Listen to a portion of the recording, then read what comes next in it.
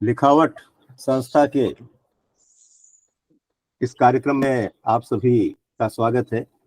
आप जानते हैं कि इस समय कविता मुंबई श्रृंखला चल रही है और आज उसकी 10वीं कड़ी है। आज जो आमंत्रित कवि हैं सुश्री प्रतिमा राज, सुश्री नवीन जोशी, श्री नवीन जोशी और हरजिंदर सिंह सेठी जी, आप तीनों का स्वागत है। नवीन जी अभी ज्वाइन नहीं हुए, थोड़ी देर में आ जाएंगे। और हमारे बीच बहुत से पार्टिसिपेंट्स, ऑडियंस कहें, प्रतिभागी कहें, मौजूद हैं। आप सबका स्वागत है। हृदयेश मयंक सर आपका स्वागत है, कौशल सर आपका स्वागत है, रीता जी आपका स्वागत है, जलद जी भी हैं, बहुत बहुत स्वागत है आप सभी का। और इसके अलावा करीब टोटल 12 लोग हम लोग मौजूद हैं, आप सबका स्वागत है। सबसे पहले मैं संक्षेप में संस्था का परिचय दे दूं। लिखावट की स्थापना 1989 में हुई थी और श्री रघुवीर सहाय जी, श्री मंगलेश डबराल जी और श्री मिथिलेश श्रीवास्तव जी ने इसकी शुरुआत की थी। लगातार कार्यक्रम होते आ रहे हैं 35 सालों से दिल्ली में और 3-4 सालों से ऑनलाइन मोड में हो रहे हैं। उद्देश्य ये था रघुवीर सहाय जी का कि संवाद बना रहे कवियों का कवियों के साथ और कवि का पाठक के साथ, और यह उद्देश्य बहुत सार्थक हो रहा है पिछले कई सालों से। मिथिलेश जी की जो समर्पण है और उनकी मेहनत, उस वजह से। मिथिलेश श्रीवास्तव जी, जैसा कि आप जानते हैं, समकालीन कविता के सुपरिचित कवि हैं, कला और रंगमंच के समीक्षक हैं, स्तंभकार भी हैं और फिलहाल बड़ी मुस्तैदी के साथ लिखावट का संयोजन कर रहे हैं। मैं आमंत्रित करता हूँ आदरणीय श्री मिथिलेश श्रीवास्तव जी को कि शुरुआत करें और आज एक खास थीम रखी है उसके बारे में भी बताएं। आदरणीय मिथिलेश जी। हाँ, शुक्रिया प्रशांत जी। कविता, कवि, लेखक, साहित्यकार, समाज, राजनीति और देश खांचों में बटे हुए नहीं होते हैं। कहीं भी अशांति होती है, कहीं भी क्रूरता होती है, कहीं भी हत्याएं होती हैं, तो हम सब दहल जाते हैं। पिछले दिनों इजराइल के 2 कवि आए थे साहित्य अकादमी के आमंत्रण पर दिल्ली में। उनसे एक संवाद था। मैंने एक सवाल पूछा कि आपके यहाँ और पड़ोस के साथ जो हिंसा है, आक्रमण है, उसको कैसे आप लोग डील करते हैं। उन दोनों कवियों ने कोई जवाब नहीं दिया। उनमें से एक स्त्री कवि ने पलट कर मुझसे ही पूछा, आपके यहाँ जो हालात हैं उसको आप कैसे डील करते हैं। यही यथार्थ है। इसका मेरे पास कोई जवाब नहीं था कि हम अपने यहाँ हो रहे हिंसा को कैसे डील करते हैं, लेकिन हम डील तो करते हैं। कभी सहते हैं, कभी बर्दाश्त करते हैं, कभी इग्नोर करते हैं, नजरअंदाज करते हैं और अपने दैनिक जीवन में लगे रहते हैं। लेकिन बात इतने से नहीं होती है। मणिपुर में जितनी हुई, मणिपुर में अब जो स्त्रियों के खिलाफ हुए जुल्म की खबरें आ रही हैं, वो बहुत ही दर्दनाक है।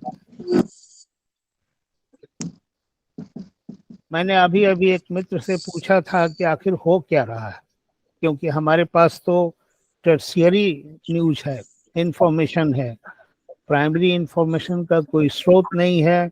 मीडिया पर अब भरोसा नहीं किया जा सकता है, तो सेकेंडरी सोर्स ऑफ इंफॉर्मेशन भी हमारा अब संदिग्ध हो गया है।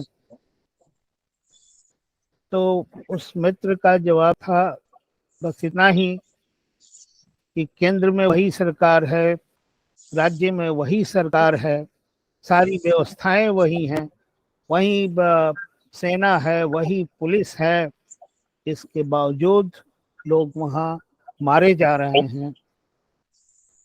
एक मित्र ने बताया कि शायद वहाँ बहुसंख्यक और अल्पसंख्यक के बीच कोई युद्ध चल रहा है। इन सब को सुन करके मन बहुत व्यथित हुआ और मुझे लगा कि हमें मणिपुर में जो हो रहा है उसके लिए हम उनकी भर्त्सना करें, राजनीति जो हो रही है उसकी भर्त्सना करें, प्रशासन की विफलता की भर्त्सना करें और उन सारे अपराधियों को जो वहाँ अपराध कर रहे हैं उनकी भी भर्त्सना करें। इसलिए आज मैंने सभी मित्रों को जो हमारे जैसा ही सोचते हैं, विचलित हैं, उनको यहाँ आमंत्रित किया। तो मित्रों, अब मैं सबसे पहले रीता दास राम को उनकी बातें हम इस अवसर पर सुनते हैं। रीता जी। सभी को मेरा नमस्कार, मंच को नमन करती हूँ और सभी आदरणीय विद्वजनों को मेरा प्रणाम। जैसा कि मिथिलेश सर ने बताया, मणिपुर के हादसे को लेकर जो घटना हुई है वहां, उस पर हमें 2 मिनट का मौन नहीं बोलना है। कुछ दिन पहले जो वीडियो वायरल हुआ बहुत दिल दहला देने वाला था।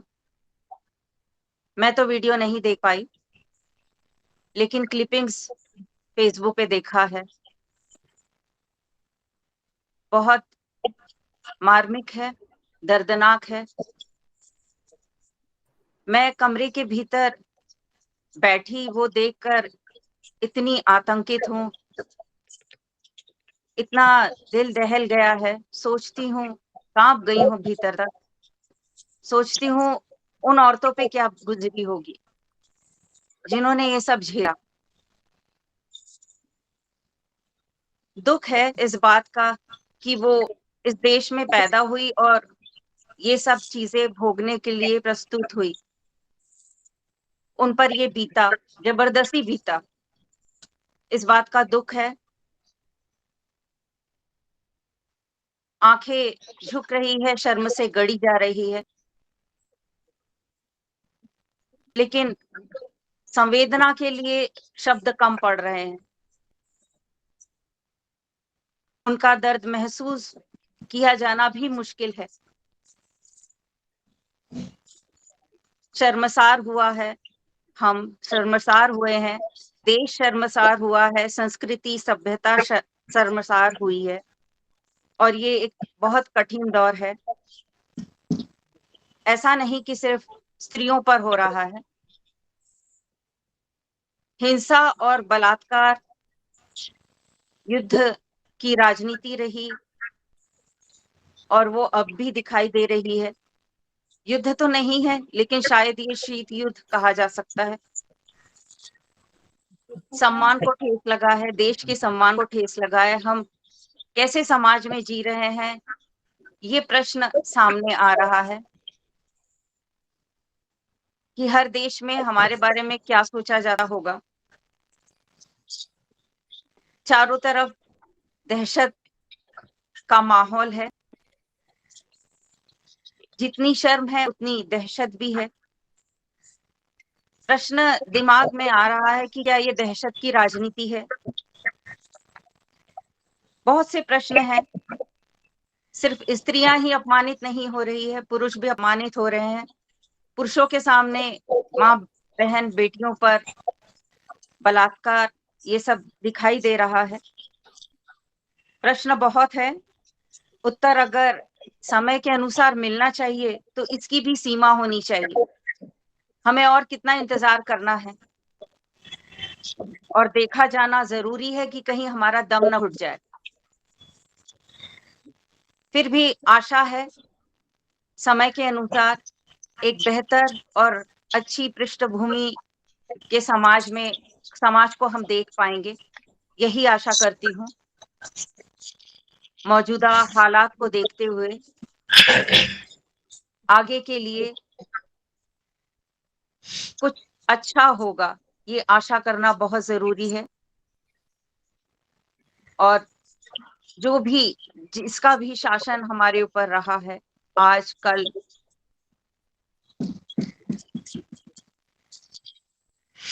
महाभारत के युग से लेकर अब तक हिंसा और बलात्कार की राजनीति, क्या यही हमारी नियति है? नहीं, हमें इसे बदलना होगा। और इसी आशा के साथ मैं अपने 2 शब्द कह चुकी हूँ जो समाप्त करना चाहूंगी कि हम अच्छी पृष्ठभूमि लेके सामने आएंगे और समय एक अच्छे समाज का, एक अच्छे देश का, वो समय भी हमें वापस मिलेगा। बहुत बहुत धन्यवाद। शुक्रिया रीता जी। प्रशांत जैन, आप कुछ बोलेंगे? जी, थोड़ा मैं संक्षिप्त जोड़ूंगा में। रीता जी बिल्कुल, रीता जी ने जो कहा उसमें थोड़ा जोड़ूंगा। हाँ, अब देखिए, कहना भी बहुत मुश्किल है, यानी बहुत, ये टॉपिक ही ऐसा है, बहुत भारी मन से मैं कह रहा हूँ कि शर्मसार, पूरी मानवता शर्मसार है। मैं तो कहता हूँ खग मृग प्रकृति सब कुछ शर्मसार है। पेड़ पौधों को भी शर्म आ रही होगी, लेकिन विश्व के तथाकथित सबसे बड़े लोकतंत्र की सरकार को शर्म है या नहीं, ये खोज का विषय है। और आज तो महिला आयोग की भी भूमिका पता लगी है। ये सब देखिए, फिर भी निराश नहीं होना है। निराशा के गर्त में ढकेलने की पूरी कोशिश हो रही है, लेकिन काम नहीं चलेगा। हमको अपनी मशाल उम्मीदों की जला के रखना है और अपनी एका बनाए रखनी है। अच्छे दिन आएंगे, जरूर आएंगे, बस यही कहूँगा। शुक्रिया। अब मैं लखनऊ से जुड़े वरिष्ठ कवि कौशल किशोर के पास जाता हूँ। कौशल जी नमस्कार, अनम्यूट करें।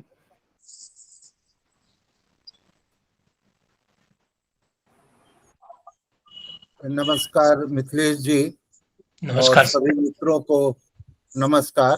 नमस्कार सर। हम लोग जिस दौर में हैं, रीता दास राम जी ने, रीता जी ने अपनी बात रखी और एक तस्वीर हमारे सामने आती है। तो जो पिछले कुछ वर्षों से जो देश में हालात पैदा किए गए, मणिपुर उसका आईना है। जिस तरह दमन, आतंक, नफरत, विभाजन, हिंसा, यह एक मूल्य के रूप में हमारे यहाँ स्थापित हुआ और किया गया, यह सब उसी की परिणति है कि जो आज मणिपुर में देखने में आया। और कहिए तो यह उत्तर भारत या मध्य भारत का जो क्षेत्र है, हिंदी और की जो ये पट्टी है, इसके लिए तो मणिपुर या पूर्वोत्तर भारत बहुत ज्यादा उसके एजेंडे का विषय रहा भी नहीं रहा है। यह तो जब चीजें सीमा से बाहर हो गई, तब वो हमारी चिंता और चिंतन में आया है। और यह घटना जो वहां मई के पहले सप्ताह में वहां जो घटित हुई, इसने तो एकदम हमारी सभ्यता, संस्कृति, इतिहास सबको सामने ला करके खड़ा कर दिया है। जब कुछ साल पहले, अभी 3-4 साल पहले, थॉमसन राइटर्स फाउंडेशन की रिपोर्ट आई थी, जिसमें ये कहा गया कि भारत स्त्रियों के लिए सबसे खतरनाक देश है। मतलब सोमालिया, पाकिस्तान, अफगानिस्तान से भी इसे बदतर हालत में माना गया था। अमेरिका पहले स्थान पर था और भारत सबसे पहले स्थान पर था। तो हमारे यहाँ इसका विरोध हुआ कि भाई ऐसी बात नहीं है ना, क्योंकि उसी समय कठुआ जैसी घटना हुई थी, उन्नाव जैसी घटना हुई। और आप देखिए हमारे उत्तर प्रदेश में तो लगातार इस तरह की घटनाएं होती जा रही हैं, हाथरस जैसी घटनाएं। और सबसे बड़ी विडंबना देखिए कि कठुआ में तिरंगा यात्रा निकलती है, उन्नाव में उस विधायक के पक्ष में जुलूस निकलता है ना। ये सब स्थितियां हैं। और वहां के मणिपुर में देखिए, वो कहते हैं कि 6000 FIR इस तरह की दर्ज हुई है। और भी अगर संभवतः 19 जुलाई को यह वीडियो सामने ना आया होता तो शायद हम लोगों के सामने इस तरह की शर्मसार कर देने वाली घटना भी सामने नहीं आती। तो ये स्थिति है जिसमें हमारे नागरिक समाज को, एक बौद्धिक समाज को और पूरे लोकतांत्रिक समाज को सजग होने की जरूरत है। क्योंकि स्त्रियां तो टूल्स बना दी गई हैं। गरिमा श्रीवास्तव कहती है ना कि सारे युद्ध स्त्रियों के देह पर लड़ा गया है। और जैसा अभी रीता दास जी ने कहा, महाभारत की चर्चा की, अब देख लीजिए वहां से लेकर के आज भी। और जबकि स्त्रियों के लिए हमारे यहाँ मूर्तियां बनाना, मूर्तियों में कैद कर देना, उसे देवी कहना, ये सब कितना बनावटीपन हमारे समाज में व्याप्त है। तो यह सब समय है चुप रहने का नहीं, बोलने का। हम सिर्फ एक लेखक और रचनाकार नहीं है, हम एक नागरिक हैं। एक लोकतांत्रिक समाज की हमारी इच्छा आकांक्षा है, हमारा संघर्ष उसके लिए है। अगर एक साहित्यकार अपनी नागरिक भूमिका में नहीं उतर पाता तो मुझे लगता है कि वो संवेदनशील साहित्यकार नहीं है। और साहित्य के नाम पर, उसके रचना के नाम पर वो सिर्फ एक अय्यासी या स्वांतः सुखाय से आगे नहीं है। तो हम सब लोगों को आज अपनी भूमिका में उतरने की जरूरत है, एक नागरिक के रूप में, एक लेखक रचनाकार के रूप में, एक संवेदनशील प्राणी के रूप में। हम तो गुस्से और आक्रोश से भरे हुए हैं। क्या किया जाए अभी कुछ समझ में भी नहीं आ रहा। जो हालात हैं तो स्वाभाविक है, चीजें एक तरह नहीं रहती, एक तरह की नहीं रहती, वो बदलती हैं। और बदलाव नियम है, हमें उसके लिए लगातार प्रयत्नशील रहना है। उम्मीद कभी खत्म नहीं होती। उम्मीद चिंगारी की तरह उस राख के ढेर के अंदर भी सुलगती रहती है। तो हमें उम्मीद को बनाए रखना है। तो मैं मिथिलेश जी की इस पहल का स्वागत करता हूं और आप सब लोगों के साथ, उन सारे लोगों के साथ, उस पीड़ित लोगों के साथ, संघर्षशील लोगों के साथ हम अपनी एकता जाहिर करते हैं। शुक्रिया कौशल जी। हम क्या कर सकते हैं, यह सवाल तो रहता ही है, लेकिन लोगों को पता चलता है कि हमारे सुख में, संघर्ष में तमाम लोग साथ हैं। तो जिनके साथ ये सब घटनाएं हो रही होती हैं उन्हें बहुत बल मिलता है। तो हम जो कर रहे हैं उससे मणिपुर के लोगों को जरूर बल मिलेगा और मणिपुर उस अशांति से, उस हत्याओं के दौर से बाहर निकल के आएगा, इस शुभ चिंता के साथ। मैं पुलक चक्रवर्ती दिखाई दे रहा है। पुलक जी, आप संक्षिप्त में। नमस्कार। नमस्कार कॉमरेड, नमस्कार। ओके, सुनाई दे रहा है ना? जी जी जी। अच्छा, मैं सिर्फ जो कौशल जी और मेरा पहले जो बताए हैं, बहुत अच्छी बताए हैं। कौशल जी तो बहुत अच्छी बात किए हैं। ये जो राइटर लोग हैं उसका नागरिक सचेतनता का जरूरत बहुत होता है, नहीं तो वो अच्छे राइटर नहीं बन सकते। जो नागरिक समाज को नहीं जानते हैं वो अच्छा राइटर कैसे बन सकते हैं? क्योंकि समाज का कॉन्ट्रडिक्शन के ऊपर कई रिफ्लेक्शन है राइटिंग। अभी बात ऐसी है, मैं एक पॉइंट आउट करना चाहता हूँ सबके साथ एक विषय के ऊपर। ये देखने बात यही है, ये देखिए 78 और 80 डे के बाद एक समाज में हलचल मच गई है, बहुत अच्छी हलचल मच गई है। और ये हलचल तब मची जाके जब दो औरत के ऊपर हमला, इस तरह का हमला जब का नॉलेज में आया, तब जाके बात ऐसी है। मैं एक जो पॉइंट को मैं एम्फसाइज करना चाहूंगा और कोशिश कर रहा हूं, ये देखिए समाज में ये जो मूवमेंट उभर के आते हैं, उस टाइम में एक डिवीजन का भी एक जो शासक वर्ग है वो एक उसमें डिवीजन का क्रिएट करना भी चाहते हैं। ये भी एक स्ट्रेटजी का दौर पे, टैक्टिकल दौर पे होता है। कैसे? जैसे पुरुष के ऊपर, क्या मणिपुरी के ऊपर पहले आज करीब 80 दिन से उसका हमला चल रहा है, चाहे वो ट्राइबल हो, चाहे वो मिथि हो, कोई भी हो। लेकिन जब ये औरत के ऊपर जब हमला इतना भयंकर रूप से आए, तब जाके हम लोग सब जाके विचलित हुए। ये अच्छी साइन है समाज में, लेकिन इसका डिवीजन के बारे में भी हम लोगों को सचेतन होना बहुत जरूरी है। आज का मीडिया का खबर ये है, जे मिजोरम में जो मिथि लोग इतना दिन से बसवास कर रहे हैं, वो जब आप वो लोग अभी बहुत डर गए हैं, क्योंकि उसके ऊपर भी मिजोरम में कई हमला का घटना घटी है, तो वो लोग मिजोरम छोड़ के अभी फिर मणिपुर में आ रहे हैं, उसका बसत छोड़ के। तो उसमें नारी या पुरुष की बात नहीं है, ये समाज के ऊपर हमला है।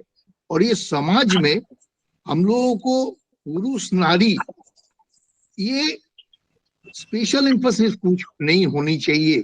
ये एक बृहत्तर आंदोलन है जो मानव ह्यूमैनिटेरियन के ऊपर अटैक है। और ये इसमें पहले दिन से हम लोग तो रास्ते में इसके विरोध में लगातार जागृत करने का काम करते रहते हैं, लेकिन सारे समाज को, सबको, शिक्षित समाज को पर्टिकुलरली आगे आके, सिविक सोसाइटी को आगे आके ये कार्यक्रम को आगे बढ़ाने का काम अभी का प्रायोरिटी हिसाब से होना चाहिए। तो जाके लोग और भी खराब, और भी बदतर समाज में इस तरीके का हमला ना हो पाए, उसका तैयारी करने के लिए हम लोग आगे आए। और बिल्कुल सब आगे आएंगे ही, there is no alternative now. अभी सब समाज भी समझ रहे हैं, और ये विकृत आइडियोलॉजी और ये परवर्टेड जो समाज जो क्रियाक्रम चला रहा है, उसको बंद करके एक अच्छा सा समाज, सिविक सोसाइटी बनाने का काम पे हम लोगों को कई कदम आगे, एक कदम नहीं कई कदम आगे आने का आज के दिन में जरूरत है। Thank you very much. Please continue. Thank you sir. हाँ, शुक्रिया पुलक जी। अब मैं जलद जी के पास जाता हूँ। जलद जी, आप एक संक्षिप्त मणिपुर पर बात करेंगे। जवाहरलाल जलद बांदा से जुड़े हैं, यूपी के बांदा शहर से। कवि, लेखक है। आवाज आ रही है जी? आवाज आ रही है। बहुत बहुत धन्यवाद। बहुत ही सम्माननीय मिथिलेश जी, आज ही 23 तारीख को बबेरू तहसील है, जो हमारी तहसील है, कमासिन क्षेत्र पर है। इन्हीं बिंदुओं को लेकर के एक महत्वपूर्ण कवि सम्मेलन भी आज की तारीख में ही 11 बजे से ही आयोजित है। जब आपने, मैं ये विश्वास दिलाना चाहता हूं कि मेरे दिल में आपका सर्वाधिक स्थान है, इसलिए मैं कभी जरा भी कहीं इधर उधर हो जाऊं तो कभी भी आप अन्यथा न लेकर के मेरे ऊपर आशीर्वाद बनाए रखें। 11 बजे से कार्यक्रम है। मैंने निवेदन किया, आपकी संस्था का नाम लिया, मंडलेश जी का नाम लिया, मंगलेश जी का नाम लिया, रघुवीर सहाय जी का नाम लिया, और उनसे क्षमा प्रार्थी हुआ कि मुझे 10 मिनट भी अगर वहाँ रहना है तो फिर रहना है, इसलिए मुझे इसी तरह से मुक्ति दी जाए।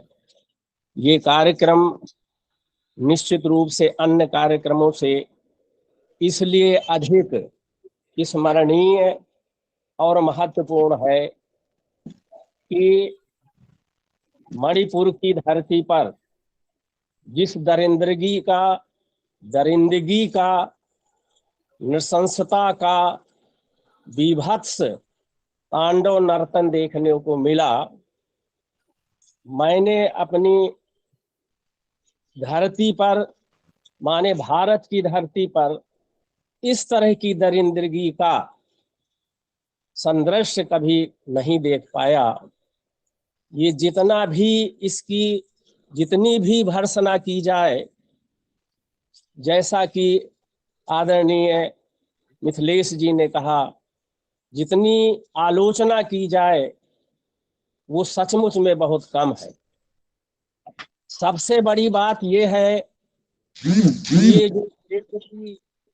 जो नृशंसता, जो हत्याएं जमकर खुले बाजार की तरह हुई, जहां की अभिरक्षा भी मौजूद है, सारे संसाधन मौजूद हैं, उनके बीच में 2-2 माह तक ये चलते रहना, ये हर उदाहरण से ऊपर है, बहुत दुखद है। और मैं मिथिलेश जी को हृदय से ये ईश्वर से कामना करता हूं कि ऐसी प्रतिभाएं, ऐसी विभूतियां इस धरती पर बहुत दिनों तक रहें, ताकि इस तरह के जो जरूरी कार्य हैं वो संपादित होते रहें। जितने भी विरोधाभास हैं उनका ह्रास करने के लिए ऐसी मूर्तियों का बना रहना बहुत जरूरी है। उन्होंने जो इस कार्यक्रम को जोड़ा, हमारी आत्मा जितनी आहत है उस दरिंदगी से, वो निश्चित रूप से यहाँ व्यक्त करने में कहीं ना कहीं संतोष होता है। कुछ आत्मा को संतोष होता है कि हाँ, हम दुख व्यक्त कर रहे हैं। मैं अधिक समय न लेकर निर्देश का पालन करता हूँ। जैसा कि संकेत में पहले ही कह दिया गया है कि हमारी संख्या सौभाग्य से अधिक हो गई है। ये सौभाग्य मानता हूँ। कवि गोष्ठी में या काव्य पाठ में इतने साथी जल्दी नहीं देखने को मिलते जो इस कार्यक्रम में हैं, इसलिए ये बहुत ही महत्वपूर्ण कार्य है।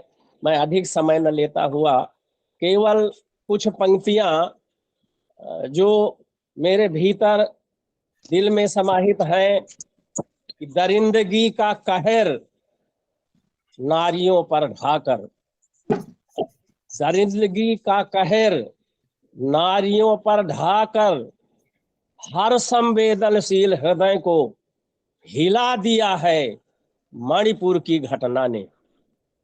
दरिंदगी का कहर नारियों पर ढाकर हर संवेदनशील हृदय को हिला दिया है मणिपुर की घटना ने।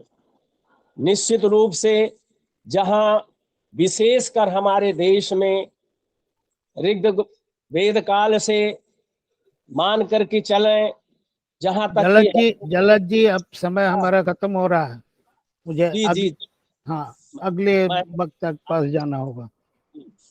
तो नारियों पर होते रहे युगों से जिस पर अत्याचार हजार, दिया उसी नारी ने ही यह प्यार भरा संसार।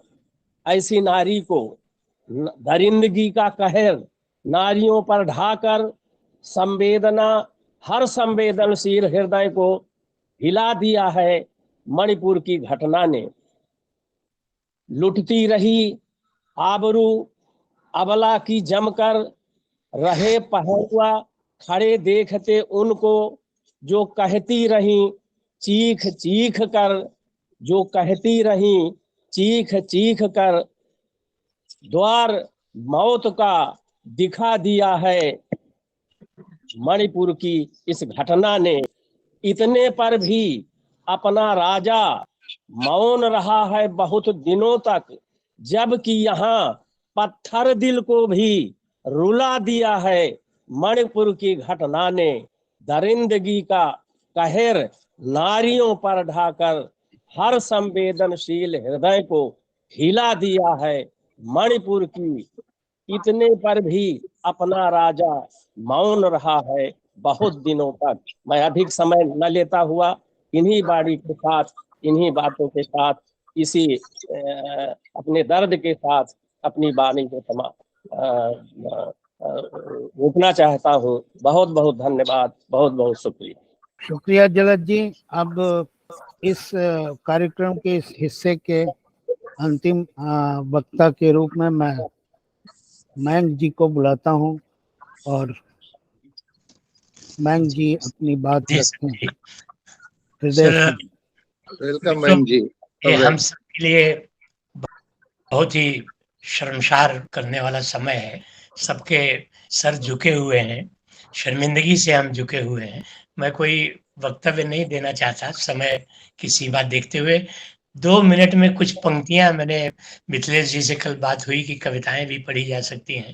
इसे कविता तो हम नहीं कर सके, वक्तव्य ही माना जाए, लेकिन मैं इसे पढ़ना चाहता हूँ क्योंकि ये मेरे मन के जो उद्गार हैं शायद इन पंक्तियों में आपको दिख जाए। देखते हुए बेटियों के नंगे जिस्म फूट क्यों नहीं गई हमारी आंखें, फूट क्यों नहीं गई हमारी आंखें। देखते हुए बेटियों के नंगे जिस्म शर्म से गड़ क्यों नहीं गए हम।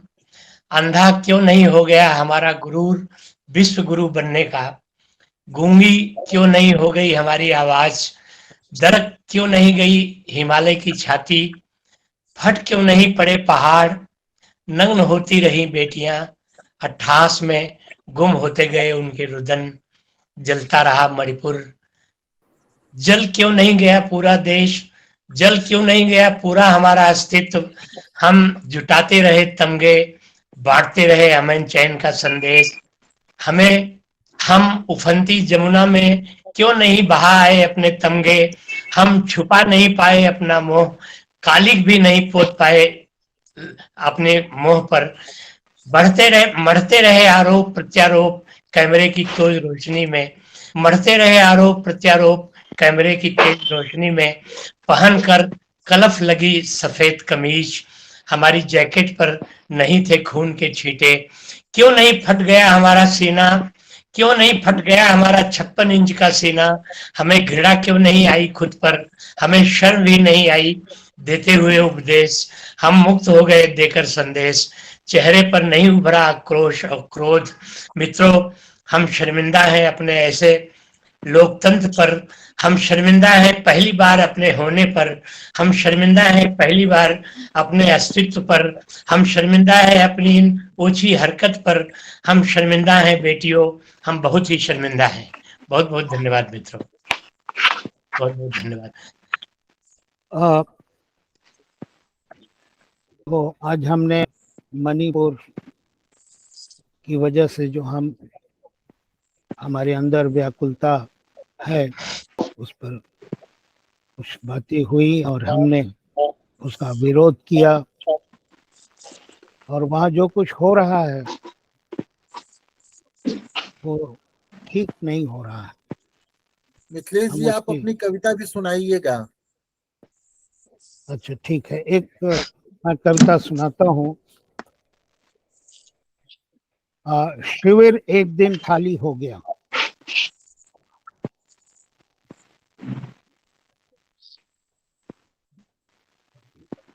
वहाँ हजारों लोग शरणार्थी हुए हैं अपने ही देश में। अपने घर बार से निकल के वो कहीं कहीं शरणार्थी शिविरों में, वो भी एक त्रासदी है, हत्या से कम नहीं है शरणार्थी शिविर में जाके रहना। तो शिविर एक दिन खाली हो गया। एक मेरी कविता है जो मैं आपको सुनाता हूँ। उन दिनों मैं लोगों के पते एक डायरी में लिखने लगा। एक डायरी में एक जगह ऐसे लोगों के पते जो एक जगह रहते नहीं थे।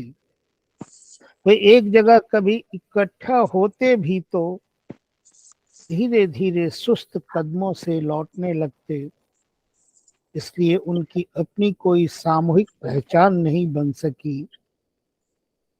वे हर जगह परास्त हो जाते। एक जगह उनके पते लिखकर उन्हें सामूहिक एहसास देने की कोशिश की।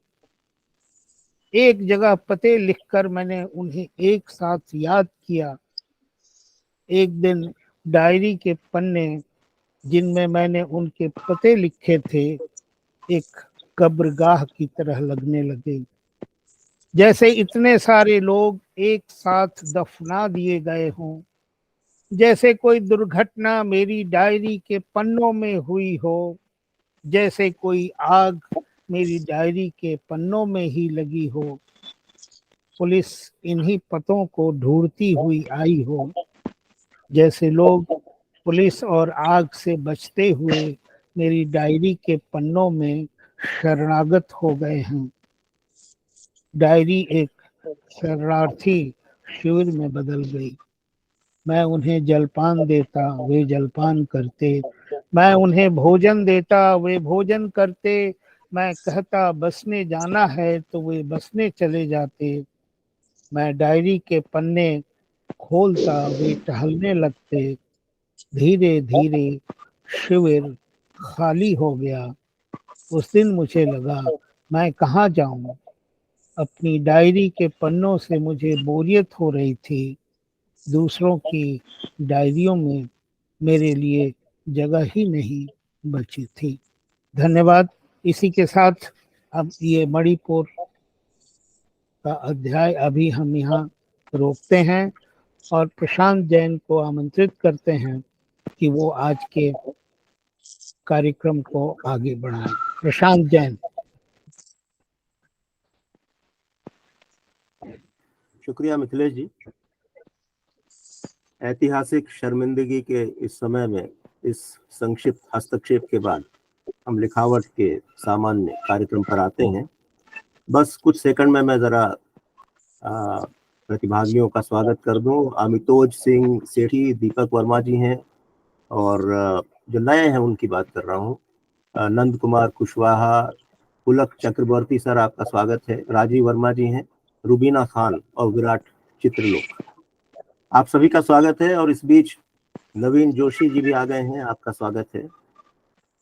शुरुआत हम करेंगे। सबसे पहले मैं बुलाता हूँ सुश्री प्रतिमा राज जी को कविता पाठ के लिए जी। लेकिन पहले एक संक्षिप्त परिचय आपका दे दूं। आप दरभंगा से हैं, हालांकि शादी के बाद से मुंबई में रह रही हैं बहुत साल से। ग्रेजुएशन आपका हुआ है, जियोग्राफी एक प्रमुख विषय था। Media and mass communication, print media and mass communication में पोस्ट ग्रेजुएशन आपने मुंबई यूनिवर्सिटी से किया। आप पढ़ाई के लिए एक्चुअली मुंबई आई थी, विवाह तो बाद में हुआ। बस एक थोड़ा समय लूंगा, मैं एक रोचक बात मैं शेयर करना चाहूंगा। मैं कहाँ और दरभंगा कहाँ, लेकिन दरभंगा मेरे अवचेतन में है। असल में सरगुजा जिले में हम लोग रहे, एक छोटे से गांव में जो कि झारखंड बॉर्डर पे पड़ता था, उस समय बिहार था। और हमारे गांव में दरभंगा की रामलीला कमेटी आती थी। रामलीला के लिए हम लोग प्राइमरी स्कूल में थे। बहुत ही नाटकीय अंदाज में बहुत शानदार उनका प्रदर्शन होता था। और तो मन में अवचेतन में बिल्कुल वो नाम बसा हुआ है। बाद में पता लगा कि वहाँ विश्व की सबसे बड़ी संस्कृत यूनिवर्सिटी भी है। तो आगे चलें। मुंबई आने के बाद आपने टेलीविजन में करियर बनाने का प्रयास किया, कुछ सीरियल आपने लिखे, और उसके बाद आप रेडियो में आ गई। इंतजार और सही और बंधन ये सीरियल थे। FM गोल्ड पर आप रेडियो जॉकी हैं फिलहाल, और खासतौर पर हिंदी गीत सुनाती हैं, इंटरव्यू भी देती हैं। आपने उपन्यास लिखा, मेरे ख्याल प्रकाशन होना बाकी है, यह चांद आधा शीर्षक है, और आपकी बहुत सी कविताएं और कहानियां पत्रिकाओं में प्रकाशित हुई हैं। आपने ऑल इंडिया रेडियो के लिए बहुत से हिंदी नाटक और डॉक्यूमेंट्रीज लिखी हैं, और एक लोकल अखबार भी की है। इप्टा से भी आप जुड़ी रही हैं। सोशल वर्क आपका है, दिशा एक नई राह, इस एनजीओ की आप को फाउंडर हैं। यह एनजीओ डेली वेजेस पर काम करने वाली महिलाओं और बच्चों के लिए काम करता है। आपकी जो जनवादी या एक तरह से मार्क्सवादी चेतना है, शायद उसी की प्रेरणा से आप इस तरह की एक सार्थक गतिविधि में अपना हस्तक्षेप कर रही हैं। और सिनेमा वाले एक प्रोजेक्ट है जिसके तहत आप कुछ सार्थक फिल्में, कुछ जरूरी फिल्में विद्यार्थियों को और नागरिकों को दिखाने का काम करती हूँ। तो प्रतिमा जी, थोड़ा सा आप ये एक देखिए कि टेलीविजन में करियर बनाने के लिए आप मुंबई आई, दरभंगा से। उस समय करीब मेरा ख्याल है 30 साल पहले की बात है। तो इतनी हिम्मत तो उस समय लड़के भी नहीं दिखाते थे जी। तो ये तारीफ की बात है। थोड़ा सा जी मैं 2 लाइन थोड़ा आपके सवाल का जवाब देने से पहले 2 लाइन मणिपुर पे कुछ कहना चाहूंगी, क्योंकि ये आक्रोश बहुत भीतर है, उसको हम दबा नहीं सकते हैं। तो अगर आप इजाजत दें तो मैं कुछ कहूँ, फिर जवाब दें प्रशांत जी। हाँ बोलिए बोलिए। क्या जी बोलिए प्लीज। ये जो 83-84 दिनों से मणिपुर में चल रहा है हिंसा, और हिंसा का ये विभत्स रूप जो महिलाओं के ऊपर हमें खासकर देखने को मिला है, मैं इससे बहुत ज्यादा आहत हूँ, बहुत ज्यादा आक्रोशित हूँ, और सच पूछिए तो स्तब्ध हूँ। बिल्कुल समझ में नहीं आ रहा है, जैसे कि पहले भी लोगों ने कहा है कि क्या करें, लेकिन और मैं सारे हुक्मरानों से, सारे लीडरों से ये कहना चाहती हूँ, उन सबको लानत भेजना चाहती हूँ कि जब कभी भी इस तरह की कोई कुकृत्य की घटनाएं स्त्रियों के साथ होती है और सामने आता है, तो फिर तेरा राज्य मेरा राज्य, ये समुदाय वो समुदाय करते हैं, उन सबको मैं लानत भेजती हूँ आज। और मैं कहती हूँ कि वो सारी महिलाएं सिर्फ महिलाएं हैं, वो किसी राज्य की नहीं, वो किसी धर्म की विशेष की नहीं, चाहे वो डोम हो, चाहे वो ब्राह्मण हो, चाहे वो आदिवासी हो, चाहे वो मुस्लिम हो, वो सारी महिलाएं हैं और उनका सम्मान करना सीखो। और समाज से मैं कहना चाहती हूँ कि जब तक आप उनका सम्मान नहीं करेंगे, समाज पतन की ओर चला जाएगा। और मुझे तो बिल्कुल विश्वास नहीं हो रहा है कि हम लोग इस मोड़ पर खड़े हैं। जरा भी नहीं लग रहा है कि सभ्यता इतनी आगे बढ़ी है। शायद हम वही हैं जहां बर्बर समाज पहले हुआ करता था। तो स्त्रियों को मत करो मजबूर कि वो ऐसा कोई आंदोलन करे जिससे कि सब लोग को मजबूर होना पड़े, सब लोगों का घर और समाज का पूरा ढांचा ध्वस्त हो जाए। तो ये मैं अपने तरफ से बहुत ही दुख जताते हुए मणिपुर के लिए कहना चाहती हूँ। और अब आती हूँ, प्रशांत जी ने जो सवाल किया उससे पहले मैं यहाँ उपस्थित सारे आदरणीय लोगों को प्रणाम करना चाहूंगी। और अपने सबसे बिहार के हमारे जो शान है आलोक धनवर जी की कविता के साथ ही मैं जवाब देना शुरू करूंगी कि अगर एक लड़की भागती है तो यह हमेशा जरूरी नहीं है कि कोई लड़का भागा होगा। एक दूसरे जीवन प्रसंग हैं जिनके साथ वह जा सकती है। और ऐसा ही है, कुछ मेरे जीवन की ऐसी कहानी है। और ये कविता मुझे लगता है, ऐसा पहले भी लगता था कि शायद मेरे लिए ही लिखी गई है ये कविता। और इसमें जितना इसको पढ़ते हैं वो सब लगता है हमसे जुड़ा हुआ है। तो काफी पहले की बात है, शायद 30-32 साल के दरभंगा में एक बहुत ही कस्बाई शहर है ये, छोटा सा। और वहां पर इप्टा से मैं जुड़ी, और इप्टा से जुड़े ही उसके कारण एक सही नर्चरिंग हुआ। और घर में जो एक पितृ सत्तात्मक विचारधारा थी उसमें घुटन होती थी, और वो घुटन से बाहर निकलने का शायद हम लोगों के पास एक रास्ता था जो हम इप्टा में से जुड़ गए थे।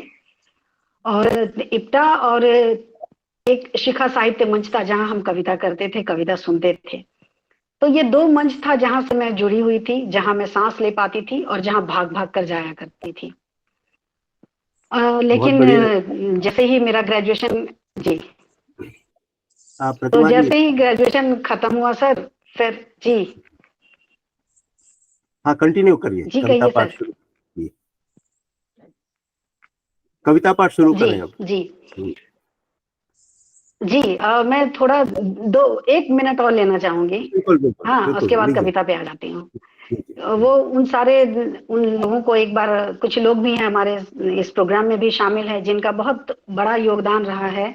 और 30-32 साल पहले 2 लड़कियां भाग कर आई थी मुंबई।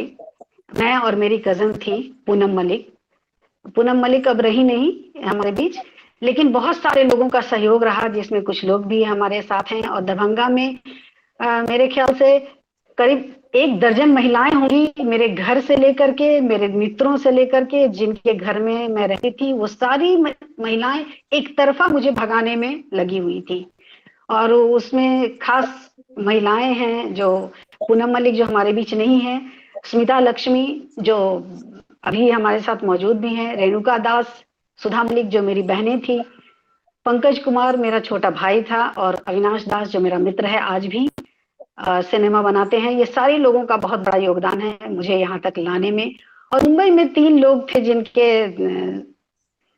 जिनके साथ से मैं आगे बढ़ पाई और मुंबई में रह पाई। वो राजीव रंजन वर्मा हैं जो मेरे पति हैं, उन समय मित्र हुआ करते थे, और दीपक कुमार वर्मा हैं जो एयरफोर्स में काम करते थे वो, और अंजुला लक्ष्मी है जो बहन की तरह उन्होंने मुझे यहाँ पे संभाला और काफी प्रेम दिया है। अब इस पूरे इसके बाद मैं कविता की तरफ चलती हूँ, क्योंकि समय आपने कहा है कम है तो जी, लेकिन निश्चित रूप से मैं कविता में भी अभी स्त्री मुख्य रूप से रहेंगी आज मेरी कविताओं में, क्योंकि निश्चित रूप से मणिपुर से जितना हिली हुई हूँ और मैं इसी के इर्द गिर्द घूम रही हूँ। तो सबसे पहले मेरी कविता है, उसका शीर्षक है स्त्री आंदोलन। पूरी दुनिया की स्त्री अगर कर दे आंदोलन अपने शोषकों के खिलाफ, अगर खोया हुआ हक मांगे अपना पूरा अधिकार, तो ये समाज ढह जाएगा धड़धड़ा कर। लेखकों की कल में डूब जाएंगी नीम रस में, शायद तड़पेंगे रातों को, चांद नाले में उतर आएगा। प्रेमिकाओं का चेहरा विभत्स हो जाएगा, डरावना हो जाएगा। देह नहीं रह जाएगा भूल भुलैया। नख से लेकर शिक तक का सफर सौंदर्य का गुफा नहीं रह पाएगा। नहीं बन पाएगी विभत्स ब्लू फिल्में, और हाथों में अपना देह लिए स्त्री नहीं लुभा पाएगी पुरुषों को, नहीं दिखा पाएगी योनि में कोई तिलिस्म। अगर पूरी दुनिया की स्त्री आंदोलन कर दे अपने शोषकों के खिलाफ, तो ढह जाएगा ये समाज, विद्रूप हो जाएगा इतिहासकारों का चेहरा, रंग उतर जाएगा दुनिया के महान चित्रों से। स्त्री सौंदर्य की देवी नहीं रह जाएगी, बाप और बेटों द्वारा छली नहीं जाएगी, पतियों द्वारा रौंदी नहीं जाएगी, न छुपाई जाएगी, न ही दिखाई जाएगी कपड़ों के अलग अलग हिस्सों से। टांग दी जाएंगी दीवारों पर नंगी, या काट दिए जाएंगे स्तन बेहिसाब। भर दिए जाएंगे योनि में शीशा या पत्थर, पर कोई नहीं लिख पाएगा खोखला इतिहास, नहीं गढ़ पाएगा कोई झूठा साहित्य, नहीं लिखेगा कोई लंगड़ा स्मृति, नहीं भरेगा कोई पुरुष होने का स्वांग। पूरी दुनिया की स्त्री अगर को पालने से कर दे इनकार, जी शुक्रिया। पूरी दुनिया की स्त्री अगर वारिस को पालने से कर दे इनकार, गिरा दे गर्भ बिना किसी से पूछे, या नाले में बहा दे छाती का सारा दूध, सोने की कड़ियां उछाल दे आसमान में, तो ये समाज ढह जाएगा धड़धड़ा कर। ढह जाएगा ये ढांचा, बह जाएगी वो सारी उत्कृष्ट रचनाएं जो रची गई है स्त्री देह के आसपास। अगर पूरी दुनिया की स्त्री मांग ले अपना पूरा अधिकार, तो सबसे पहले कटघरे में होंगे पिता और पुत्र, फिर आएंगे बारी बारी से हर एक पुरुष। राजाओं की गद्दियां गिर जाएगा पूरा समाज। अगर पूरी दुनिया की स्त्री अपनी लाश बिछाने से करे इनकार, मांगे इंसान होने का पूरा पूरा हक, तो सबसे पहले मरेंगे देवता, फिर मरेगी सत्ता, फिर मर जाएगी पुरुष की बनाई ये दुनिया, फिर मरेगा सारा झूठ, और सबसे अंत में मर जाएगा पुरुष, और खत्म हो जाएगा स्त्री आंदोलन। बहुत अच्छी प्रतिभा, बहुत अच्छी। जी शुक्रिया। अगली कविता है, मैं दो लाइन की 2-3 कविता सुनाना चाहूंगी, और एक और जरूरी चीज छूट गई है जो मुझे आज कहनी है। मैं दरभंगा का जब जिक्र आया और मैं दरभंगा से निकली, ये तो प्रशांत बहुत बड़ा सवाल है, उसका जवाब भी बहुत बड़ा होगा, फिर कभी हम लोग बात करेंगे। लेकिन इसमें जो सबसे मुख्य पात्र थी वो मेरी माँ थी, और माँ कभी स्कूल नहीं गई थी, लेकिन काफी रिबेलियन थी, और समझती थी स्त्री को, मुझे कोई नहीं समझता था, सिर्फ माँ समझती थी और उन्होंने कभी मुझे नहीं रोका। और शायद आपको आश्चर्य लगेगा कि मुझे भगाने में माँ ने भी पूरा सपोर्ट किया और उनको बिल्कुल कोई डर नहीं था मुझे लेकर के, मुझको लेकर के कि क्या होगा इसका, नहीं होगा, इतना भरोसा था उनका। तो उन माँ को याद करते हुए मैं 2 लाइन, एक छोटी सी कविता है कि एक बार फिर से देखना चाहती हूँ माँ का चेहरा और खेत। एक बार फिर से देखना चाहती हूँ माँ का चेहरा और खेत, अनारों से लहलाते हुए खेत और मुस्कानों से खिला हुआ माँ का चेहरा। और आगे एक और 2-3 लाइन की कविता है। युद्ध। माँ छातियों से दूध बहाती रही, माँ छातियों से दूध बहाती रही, सीमाओं पर बेटे का गला चटकता रहा, लाशें गिरती रही, युद्ध चलता रहा। क्या बात। और स्त्री पर एक कविता है। वो झूल गई पंखे से, जाने क्या हुआ, कुछ तो हुआ ही होगा जिसे लोग समझ नहीं पाए या उसे समझा नहीं पाए। उसे नहीं पता था शादी के भीतर की अंधेरी खाई की गहराई, अंधेरेपन से जूझते रहने का हुनर। कोई छोटा सा विश्वास भी नहीं था उसके पास, न कोई झूठा भरोसा था जिसके सहारे वो जीवन काटती।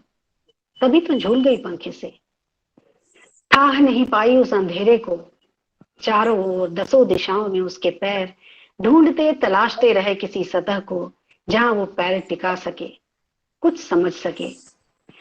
दिल कहता था थोड़ा और चल, थोड़ा और चल, ठहर, कोई रास्ता तो होगा।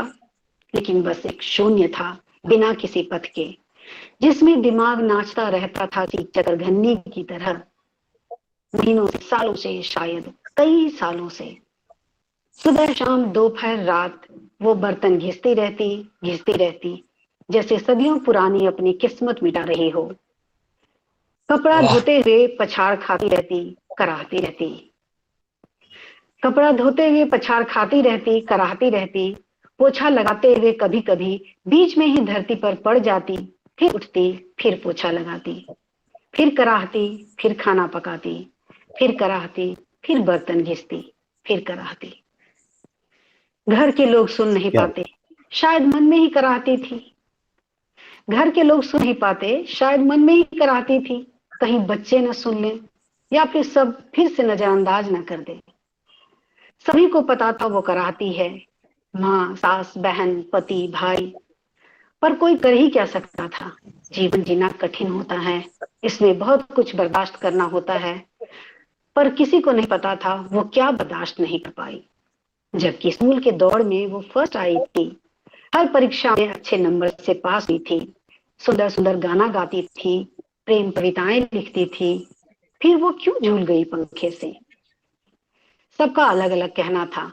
कोई कह रहा था बहुत दुलारू थी, किसी ने कहा लापरवाह थी, खिसिया थी, चिड़चिड़ी थी, कामकाज संभलता नहीं था, लव मैरिज में यही सब होता है।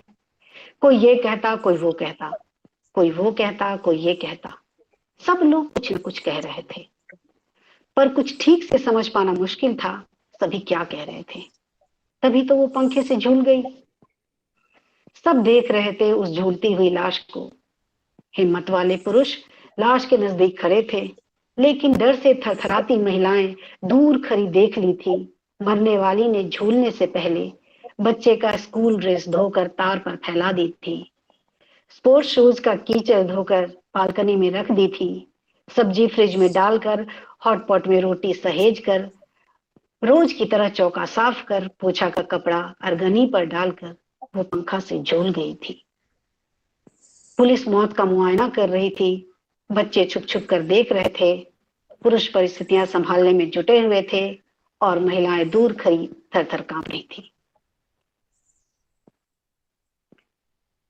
ये थी कविताएं। और बहुत शानदार कविता। प्रशांत जी, शुक्रिया सर। क्या एक और कविता में जी मैं पुलक सर कुछ बोल रहा हूँ। पुलक जी बोलिए प्लीज। मुझे लगता है कि हम लोग मणिपुर से थोड़ा सा ऑफ हुआ है।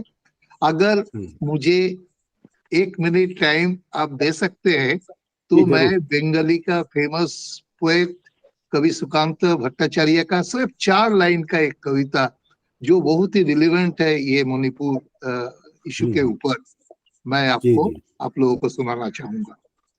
जस्ट एक जी जी, मिनट, जैसे 4 अच्छा लाइन। अभी सुना रहे हैं प्रतिमा जी के बाद? सुनाइए। सुना दीजिए, अच्छा सुना दीजिए जी। अच्छा सुना दूं? अच्छा जी जी। कवि सुकांत भट्टाचार्य का नाम के साथ परिचय शायद आप लोगों का सबका ही है जी। उनका एक फेमस कविता है जिसका 4 लाइन में, प्राग ऐतिहासिक उसका नाम है, 4 लाइन में उनसे से बताऊंगा। প্রিয়াকে তোরা মেরেছিস মোর, ভেঙেছিস ঘর বাড়ি, সে কথা কি আমি জীবনে মরণে কখনো ভুলিতে পারি। প্রাগ ঐতিহাসিক মানব সমাজের যদি আমি কেউ হই, প্রিয়াকে হারানো শ্মশানে তোদের চিতা আমি তুলবই। ये थोड़ा यही 4 लाइन है, इसका बंगाली में ये मतलब मैं थोड़ा एक आधा मिनट में एक्सप्लेन करूंगा। हिंदी में थोड़ा बता। हाँ हिंदी में, ये प्रिया के तोरा मेरेছিস मोर, भेंगेছিস घर बाड़ी। हमारा प्रिया जो मेरा जो बीबी है उसको तुम लोग कत्ल किए हो, हमारा घर बाड़ी सब तोड़ दिए हो। हाँ, प्रिया के मोर मेरेছিস तोरा भेंगेছিস घर बाड़ी, সে কথা কি আমি জীবনে মরণে কখনো ভুলিতে পারি। ये बात मैं जिंदगी भर कभी भूल सकता है क्या? नहीं सकता हूँ। প্রাগ ঐতিহাসিক মানব সমাজ का যদি আমি কেউ হই, प्राग ऐतिहासिक एंशिएंट मानव जिससे बर्बर था मानव, बोले वो मानव समाज का अगर मेरे से खून बहते हैं तो मेरा जो शमशान में प्रिया को जलाया गया है वही शमशान में मैं तुम्हारा चिता भी उठाऊंगा, उठाऊंगा और उठाऊंगा। ये सुकांत भट्टाचार्य का एक फेमस कविता का 4 लाइन बताया। Thank you. बहुत मार्मिक कविता, शुक्रिया पुलक जी। बहुत बढ़िया जी प्रतिमा जी 2-3 मिनट और हैं आपके पास। जी जी जी सर, मैं 2 कविताएं सुना देना चाहूंगी। अच्छी जो कविताएं हैं, बहुत बड़ी नहीं है ये। स्वागत। कभी नहीं जाती सेनाएं हड़ताल पर बेमौत मरने के खिलाफ, कभी नहीं जाती सेनाएं हड़ताल पर बेमौत मरने के खिलाफ, नहीं उठाती आवाज कभी न जाने क्यों। बुद्ध की असंख्य मूर्तियां नहीं बिछा देती रणभूमि में, नहीं लिखती कविताएं मृत्यु के खिलाफ, न जाने क्यों। न जाने क्यों हर देश में कश्मीर का होना जरूरी है, जहां चलता रहे मौत का प्रशिक्षण अनवरत, जहां की उर्वर मिट्टी में मिला दिए जाते खाद की जगह बारूद, और खिलंद करते युवाओं को बनाया जाता है सेनाओं का जत्था। प्रेमिकाओं के ख्वाब में डूबे रहने वाले कोमल कच्चे मन को तोपों और बमों के बीच सिखाया जाता है खूनी खेल, बनाया जाता है खूंखार और बांटा जाता है मौत का तगमा, न जाने क्यों। सेनाएं खामोश खड़ी हैं हाथों में लिए बंदूक, क्यों नहीं सवाल करती, क्यों नहीं हड़ताल करती, क्यों नहीं बंदूक की नलियों में भर देती स्याही, क्यों नहीं उठाती कूची और बना देती नवजात शिशु का चित्र। सरहदों के कांटेदार तारों पर नहीं सुखाते, सरहदों के कांटेदार तारों पर नहीं सुखाती खून से सनी हुई अपनी कमीजें, न जाने क्यों। और एक अंतिम कविता है ये, रामराज जी के बाद क्या हुआ। तो रामराज जी की बहुत चर्चा है इन दिनों, ये शब्द बहुत चर्चे में, तो हमें इसको और सोचना चाहिए और देखना चाहिए। तो उसको ही मैंने थोड़ी कोशिश की है देखने की कि रामराज जी के बाद क्या हुआ। क्या हुआ महाभारत युद्ध के बाद उन लोगों का जिनकी माली हालत पहले से खराब थी। रामराज जी के बाद क्या हुआ महाभारत युद्ध के बाद उन लोगों का जिनकी माली हालत पहले से खराब थी। किसी जादू से सबका दुख दूर हो गया या ढह गया किसी पुराने घर का छप्पर मरम्मत के अभाव में। टपकते हुए घर में वर्षों तक ठिठुरते रहे बच्चे अर्थ के अभाव में, या उस ध्वस्त अर्थव्यवस्था में राजसी ठाठ में कटौती कर राजा ने कर दी थी हर लचरे हुए लोगों की हालत ठीक। उन लोगों की संख्या में अथाह बढ़ोतरी हुई थी। उस ध्वस्त अर्थव्यवस्था में राजसी ठाठ में कटौती कर राजा ने कर दी हर लचरे हुए लोगों की हालत ठीक, या उन लोगों की संख्या में अथाह बढ़ोतरी हुई। महाकवि, तुम्हें और भी कुछ लिखना था जनगण का हाल, राम राज्य का आनंद और दुर्दशा की कथा लिखनी थी।